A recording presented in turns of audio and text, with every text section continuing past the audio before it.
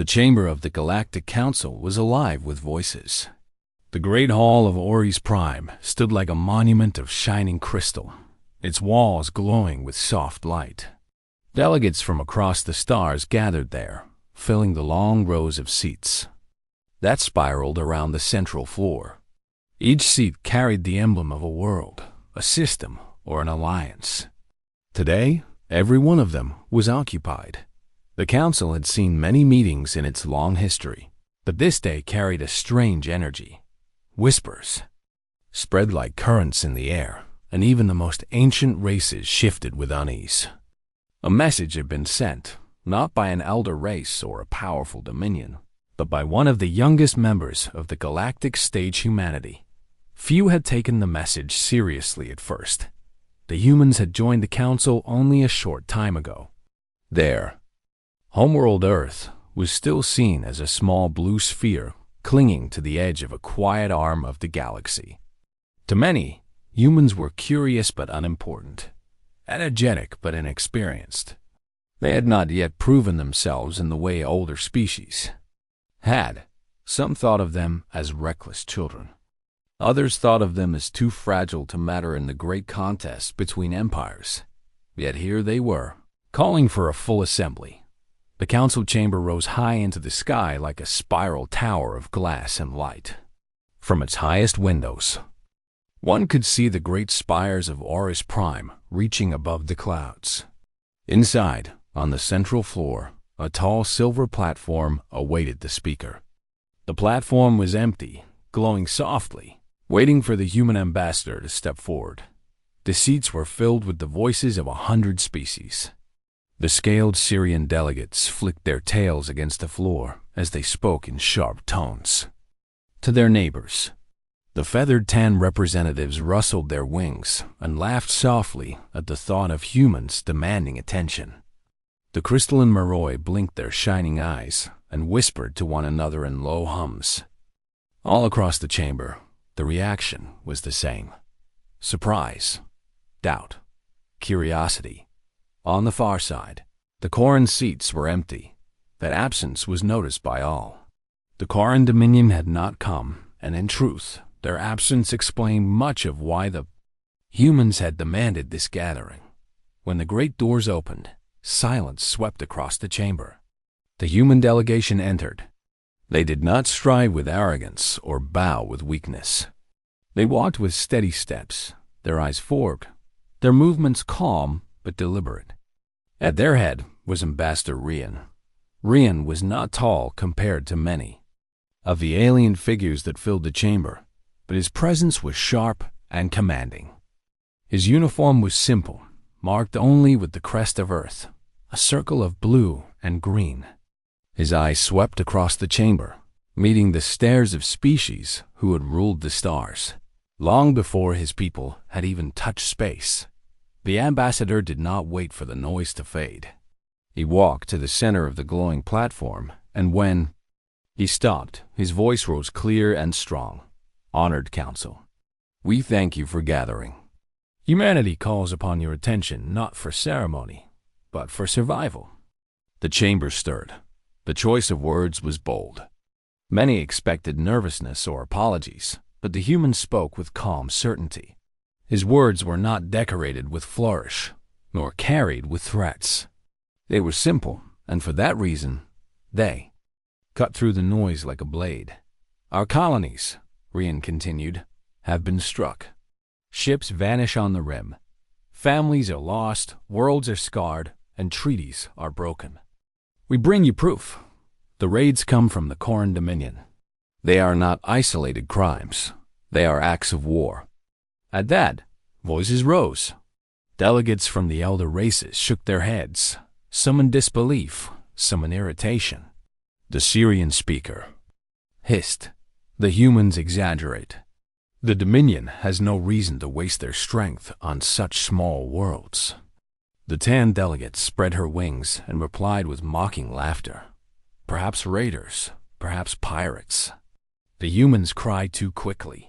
But there were others who said nothing, who instead leaned forward in thought.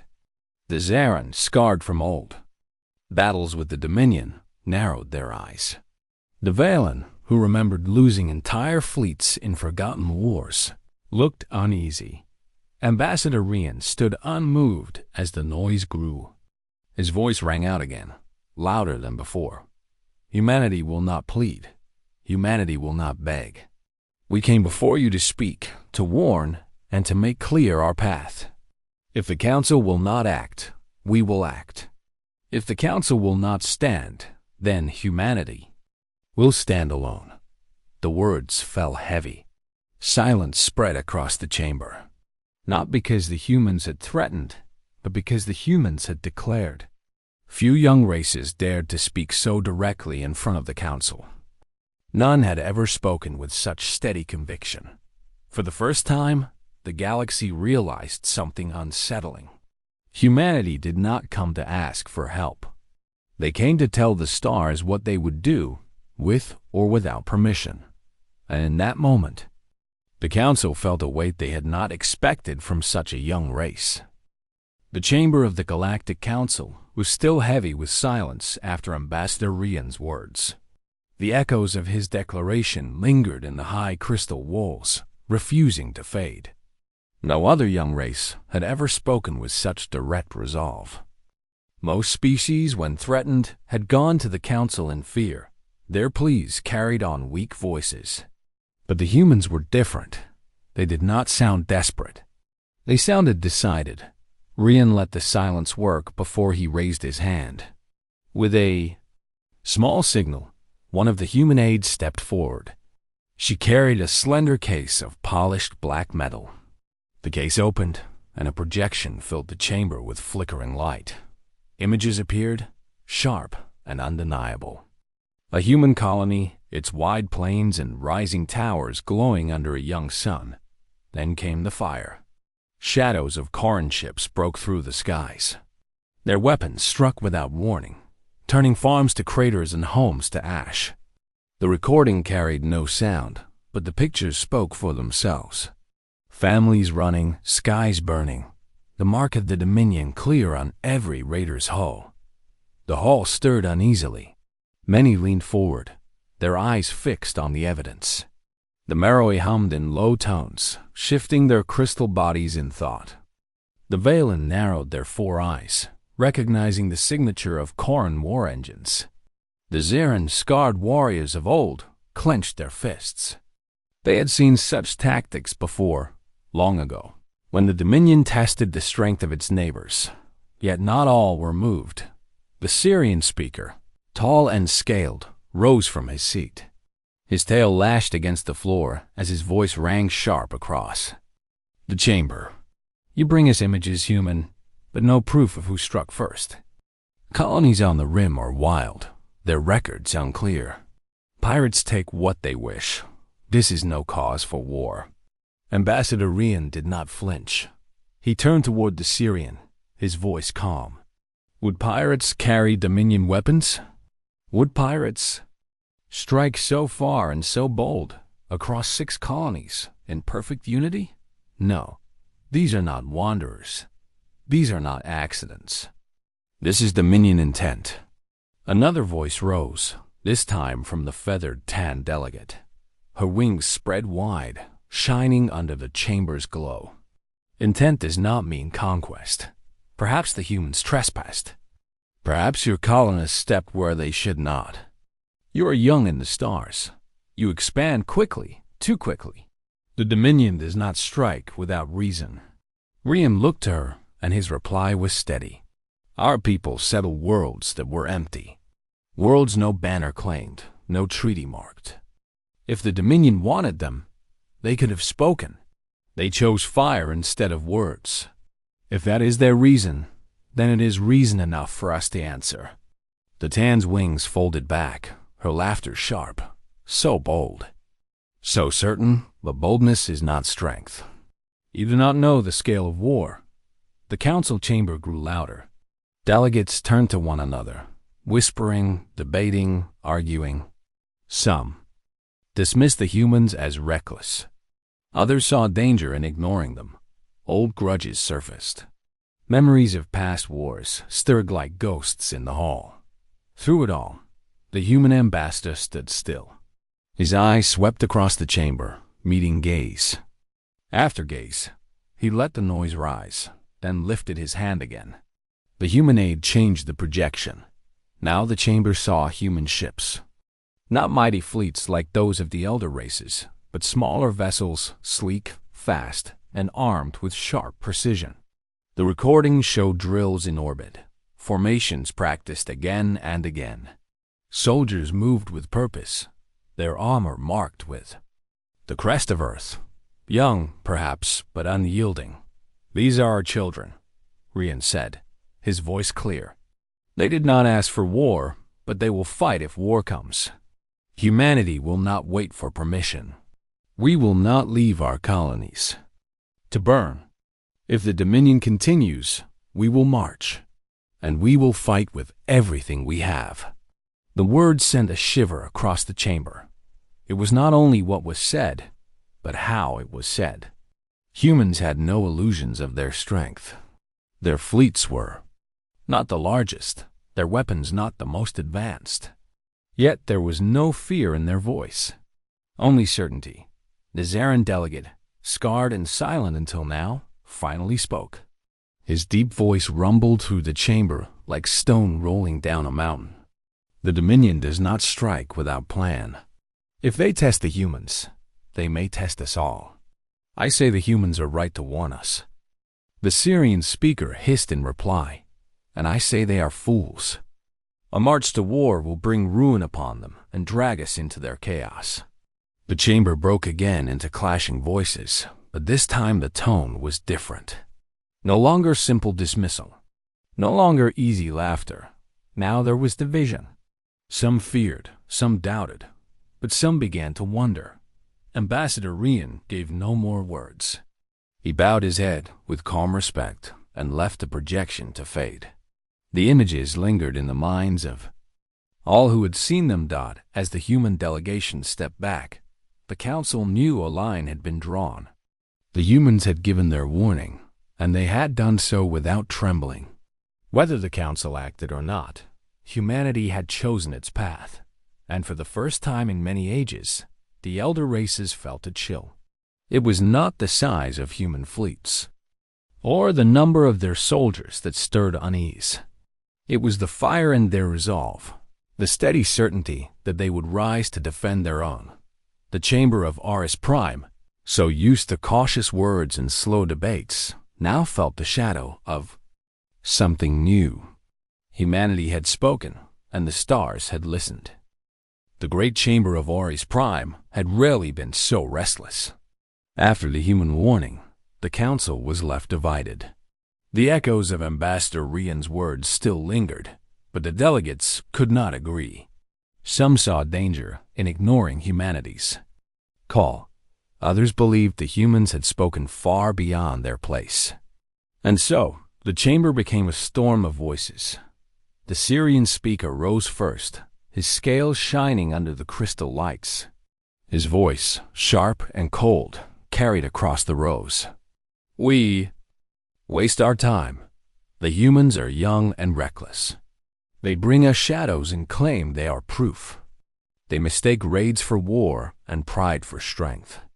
Let them march if they wish. They will learn what war truly means." May nodded at his words.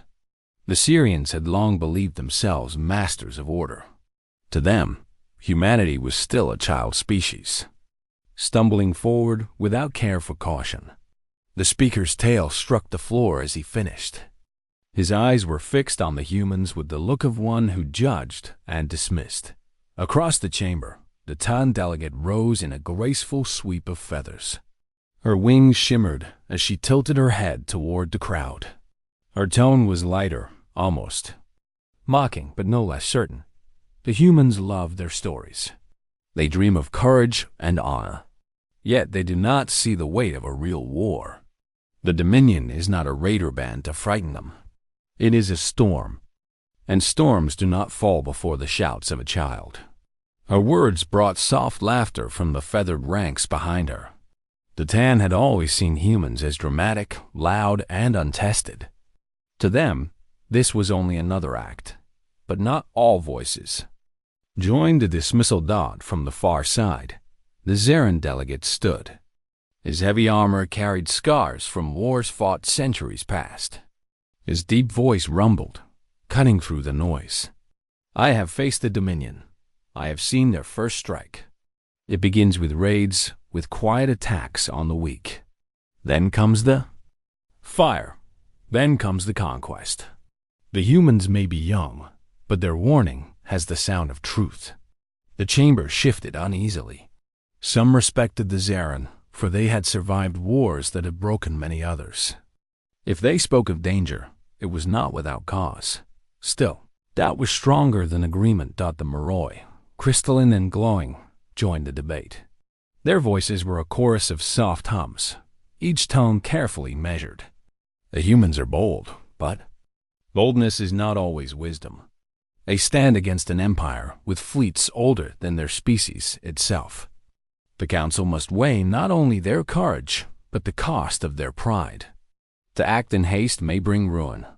The Valen delegate added his view, his 4 eyes watching the humans with deep thought. The humans speak of survival. Yet survival is not always found through battle. It is found in patience, in alliance, in caution.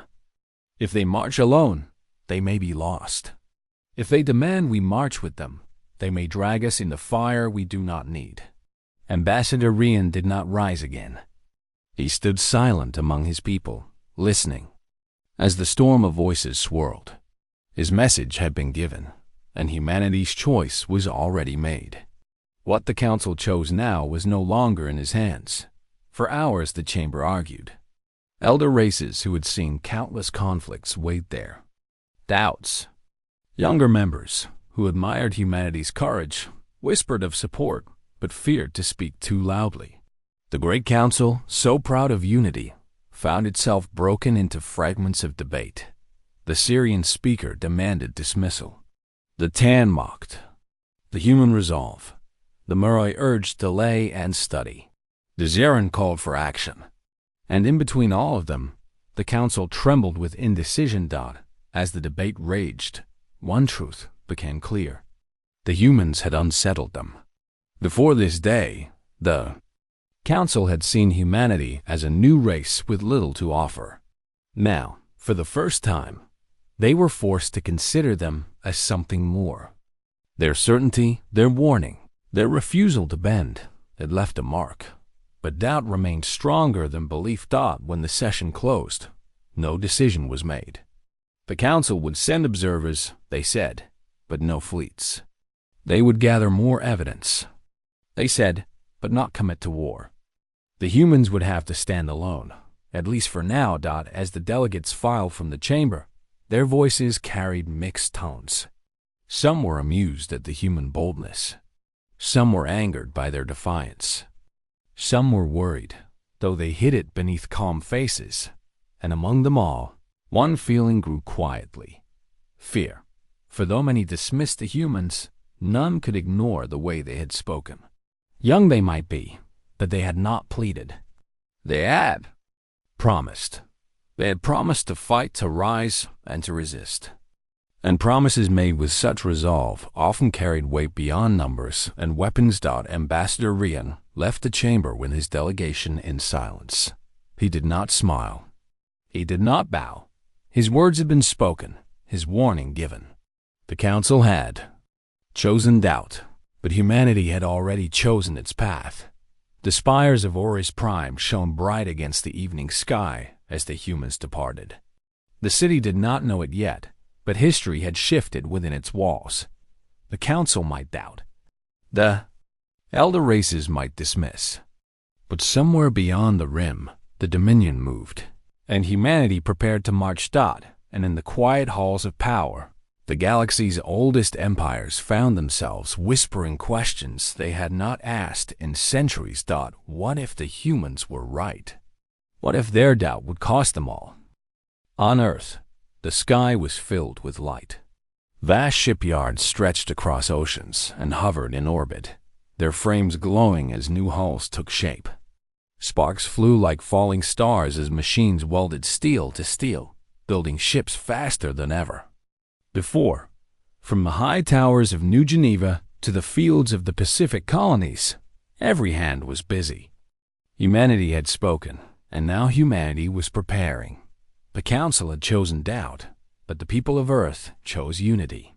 Messages spread through every colony, through every city and outpost. It was not a call of conquest, but of survival. Families parted with heavy hearts, but no hesitation. They knew the truth. If the rim fell, the core would follow. If humanity bent once, it would bend forever. In the great training fields of Luna, soldiers marched in perfect lines. Their boots struck the ground as one. Their voices rose in chants that echoed across the domes. They were not veterans of countless wars like the Zarin, nor heirs of ancient armies like the Syrians. Yet their discipline was sharp, their resolve clear. They drilled from dawn to dusk, learning not only how to fight, but how to fight together. On Mars, the red sands thundered with engines. Armored carriers rolled across the deserts, practicing maneuvers that would one day carry them onto enemy soil. Pilots raced through the thin skies, weaving between cliffs and craters, their ships moving as if extensions of their own bodies. They laughed as they flew, not because they did not fear, but because they carried that fear and turned it into strength. In the asteroid belts, workers built hidden docks.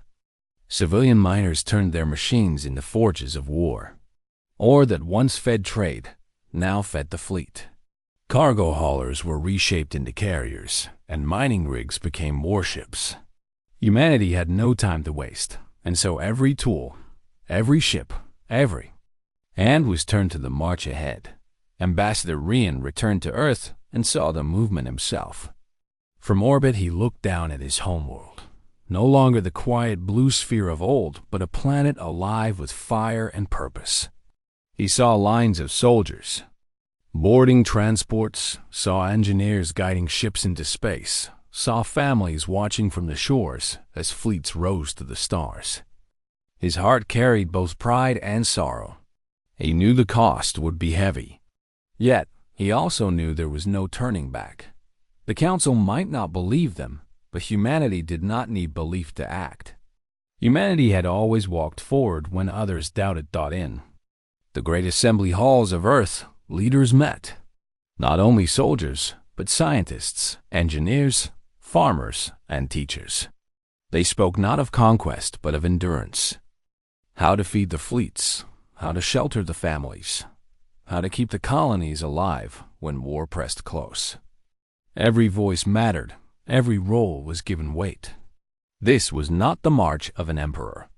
This was the march of a people, across the colonies. Songs began to rise. They were simple songs, sung by children as they watched ships lift into the skies, sung by workers as they carried tools to the shipyards. Songs of hope, songs of strength, songs that reminded them they were not alone. Fear was heavy, but unity was heavier. The Coran Dominion, watching from the shadows of the rim, laughed at first. They saw the humans as small, their fleets as weak. But their spies reported something that troubled their commanders. The humans did not scatter in fear. They gathered. They did not argue among themselves. They moved as one. For a species so young, this was unusual. For a species so underestimated, it was dangerous. On the far side of the galaxy, whispers began to reach other worlds. Merchants who passed through human space spoke of endless shipyards. Travelers told of colonies that sent their last resources to the fleet without complaint. Some races began to wonder if the Council's doubt had blinded them. The march was not just of soldiers, but of spirit. Humanity was not the largest race, nor the oldest. Their weapons were not yet the most advanced. But every colony, every city, every family carried the same fire. It was not the march of conquest. It was the march of survival, of defiance, of a promise made before the stars. Ambassador Rian walked among the soldiers before they left. He did not speak of glory. He did not promise victory. He only said what every heart already knew. You fight not for power. You fight for each other. You fight so that no one can take from us what is ours to protect. We march not because we wish it, but because we must. The soldiers answered with steady voices, not shouts of rage, but firm replies that carried like thunder. They knew the road ahead. They knew it would not be easy. Yet their steps did not falter. When the first great fleet lifted from Earth, the sky shone brighter than ever before. Families watched from oceans and fields, their eyes following the trails of fire that climbed into the heavens. Children pointed upward, their small voices filled with both fear and pride. And across the stars, the message was clear. Humanity was marching, not with the blessing of the Council, not with the approval of the elder races, but with the strength of their own will. The galaxy would soon see what that meant. The stars over Velker burned cold and bright. Around the fortress world, the Karn Dominion had built defenses for centuries. Thick rings of stations guarded the orbit, and fleets of heavy cruisers patrolled the skies. Velker was more than a stronghold. It was a symbol of Dominion power, a world said to be untouchable. The Koran commanders laughed when the first human fleet was reported. Children with wooden swords, one of them sneered as the alert spread. Let them come. Their ships will scatter like dust. But when the humans emerged from slipspace, they did not scatter. They arrived in formation, their ships rising out of the dark like an iron tide. The fleet was not vast compared to the Dominion armadas, but it moved with precision. Every vessel held its place.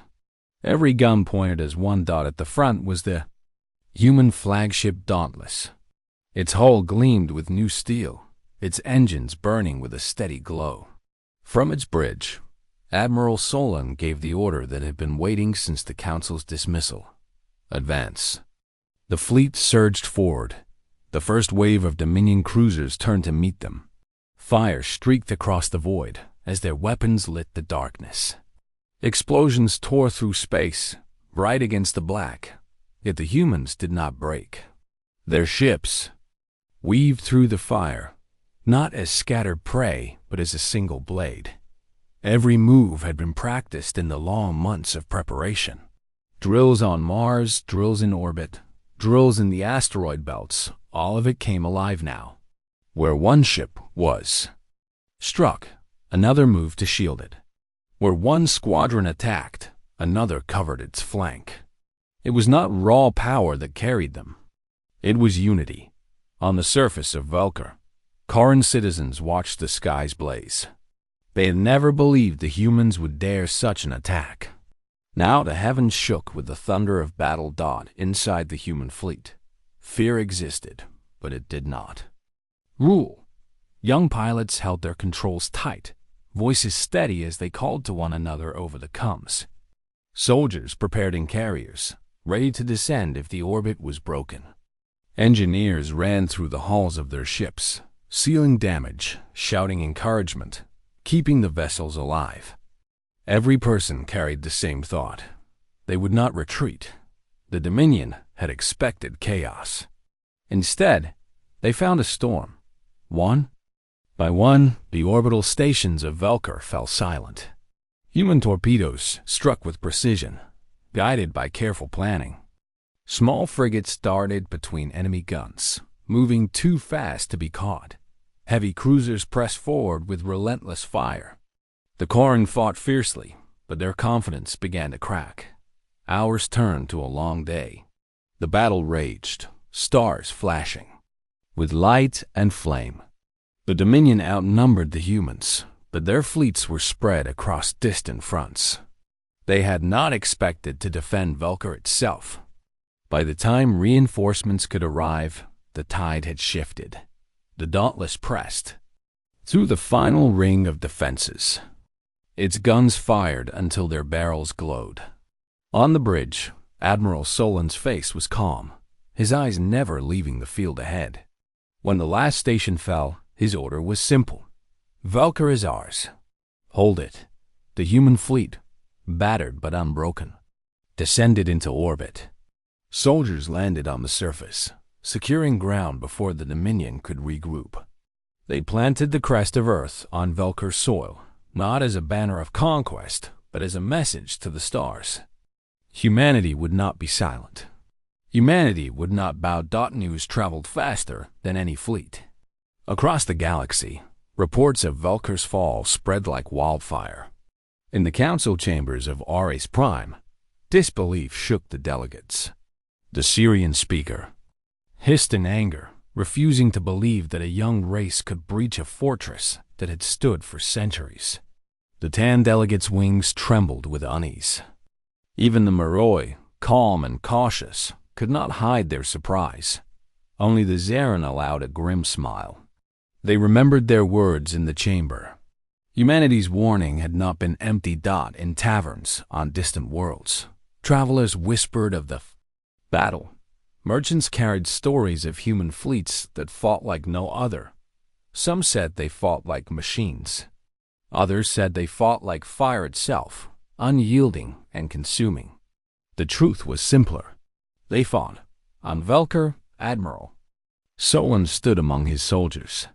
The air was heavy with smoke, the sky filled with the glow of distant ships. He looked at the human banner standing firm against the winds and knew this was only the beginning. The Dominion would not forget this blow. They would return, and they would come in strength. But humanity had proven the impossible. They had taken Velker. They had struck the Dominion where none dared to strike, and the galaxy had watched. Where once the Council had doubted, now they could no longer ignore. Humanity had shown that even the youngest race could challenge empires. Not by numbers, not by ancient weapons, but by will. The first strike had been made. The war had begun. The news of Velker's fall spread faster than any fleet. Across the rim, in the dense trade corridors, stations filled with chatter. Merchants paused their deals, workers stopped their routines, and travelers leaned toward the nearest comms to hear the message again. Humanity had struck a fortress of the Corran Dominion, a world said to be untouchable, and won. On Ares Prime, the heart of the Galactic Council, debate erupted. Delegates shouted over one another, claws and wings and voices raised in disbelief. Impossible, one said. They are a young species. They cannot hold Velker against a full Dominion response. They have proven they can, replied another, calm but firm. Even the smallest human fleet moved with discipline. Even the youngest race shows strength beyond what we imagined. The council chambers shook with tension. Some called for sanctions, others for alliance with the humans, but all knew the truth. The galaxy had underestimated a species that refused to be small.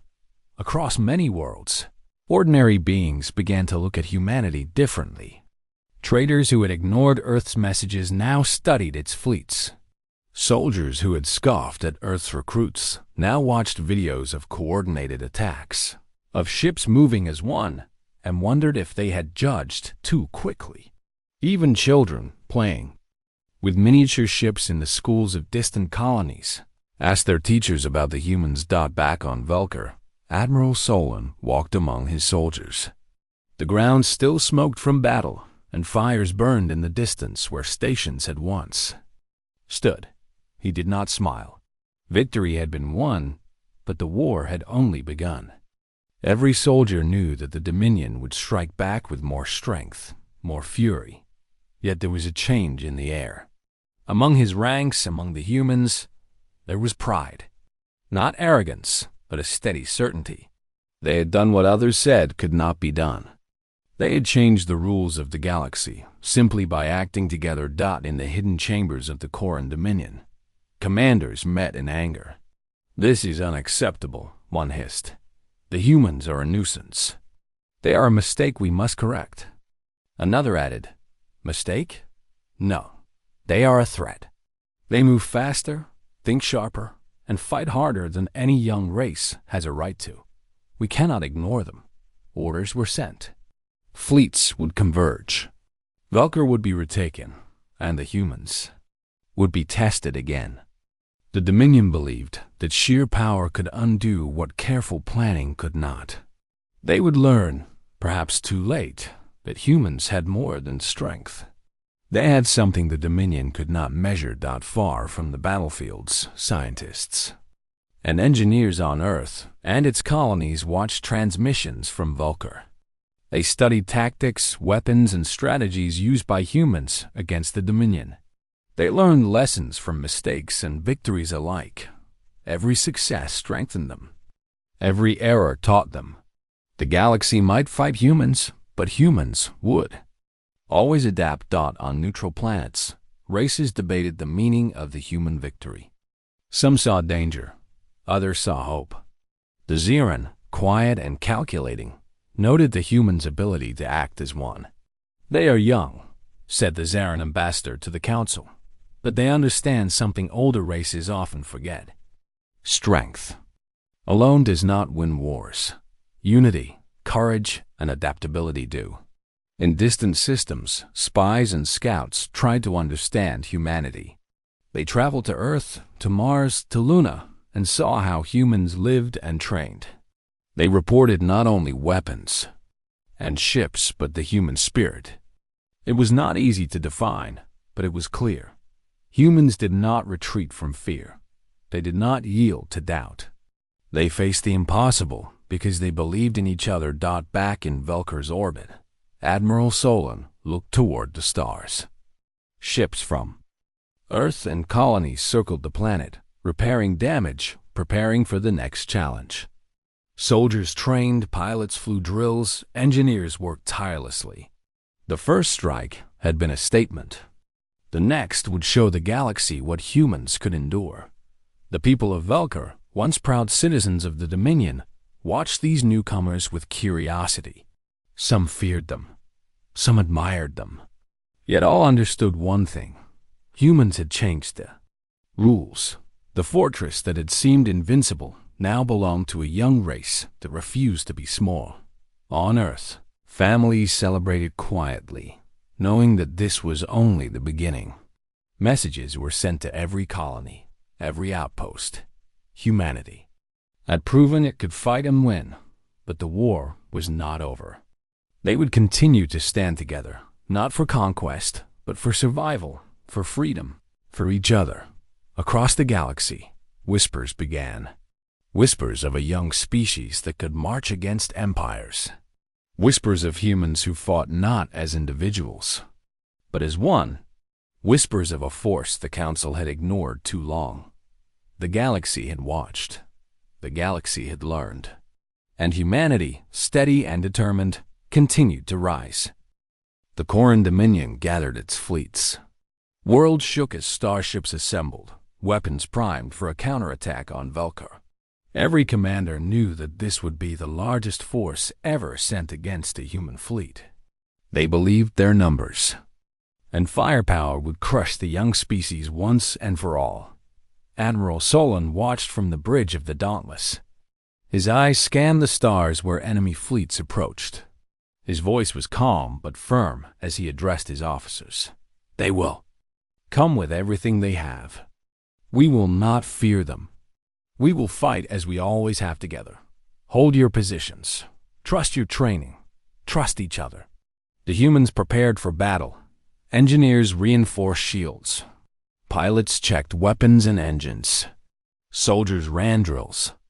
On the surface of Velker, every person knew the stakes, yet no one wavered. Courage filled the air as strongly as the hum of engines and the crackle of communications. When the Dominion fleet arrived, it stretched across the void like a dark wall. Heavy cruisers, battleships, and squadrons of fighters moved in unison, confident that victory was guaranteed. But the humans were ready. The fleet formed a pattern unlike anything the Dominion had seen. Every ship had a place. Every gun had a target. Every move was part of a plan.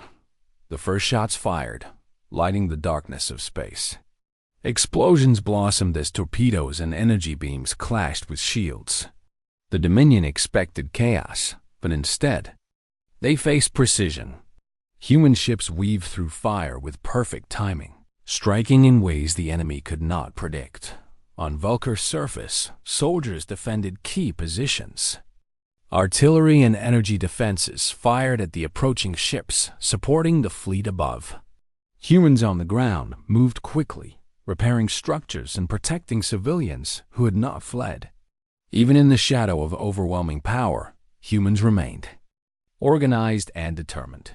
Hours passed in a blur of battle. Each side claimed victories and suffered losses, yet the humans adapted faster than the Dominion could respond. Where one ship fell, another took its place. Where one formation was broken, another formed immediately. The Dominion was powerful, but the humans had something stronger: unity and determination. Admiral Solon gave the order to counterattack. Human frigates surged forward, striking the enemy lines with speed and coordination. Heavy cruisers followed, firing all weapons at the largest Dominion ships. Small fighter squadrons darted between the larger vessels, disabling weapons and engines with precision. The Dominion realized too late that the humans were not relying on brute force alone. Their tactics were clever, their planning meticulous. Every strike had a purpose. Every movement was part of a larger strategy. The supposedly invincible fleet began to falter. On the bridge of the Dauntless, Solon watched as the enemy flagship exploded in a brilliant flash of light. The Dominions' morale faltered. Their formations broke. Ships retreated in confusion, trying to regroup. The humans pressed their advantage without hesitation, keeping their pressure steady and precise. On Vulkar, the ground forces cheered as Dominion troops began to surrender or flee. Soldiers helped civilians and secured the remaining stations. The humans had not only defended Vulkar, they had turned the tide completely. When the battle ended, the Dominion fleet was broken. Only a few ships escaped, retreating to warn others of humanity's power. The Council of the Galaxy had watched, and even they could not deny the truth. Humans were no longer a young race to be ignored. They were a force that could challenge empires, a species that could endure and win against impossible odds. Admiral Solon stood among his soldiers, watching the stars where the enemy had vanished. The humans were exhausted, but their spirit burned brighter than ever. They had defended Vulkar, struck the Dominion, and proven their place in the galaxy. Across many worlds, whispers of humanity's triumph spread. The galaxy began to rethink its view of humans. Some began to fear them. Others admired them. But all knew one thing: the human race had shown the galaxy the strength of unity, courage, and determination. On Vulkar, as the sun rose over the battle-scarred world, humans gathered. Quietly. They did not celebrate in arrogance. They understood the challenges ahead, the wars still to come, and the enemies yet to face.